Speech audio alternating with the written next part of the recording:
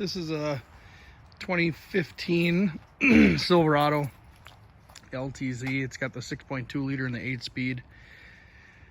I'll put a full Can air filter setup on it. We just got done putting a catback Corsa Sport exhaust system on it.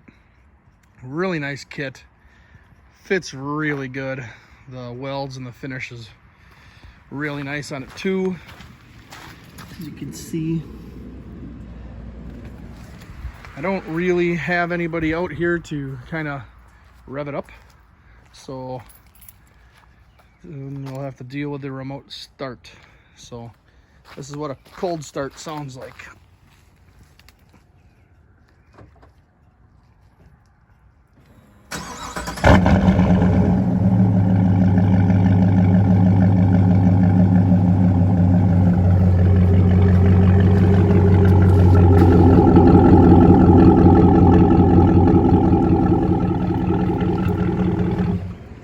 It's a really good looking tip. It's a good sounding exhaust when you get on it.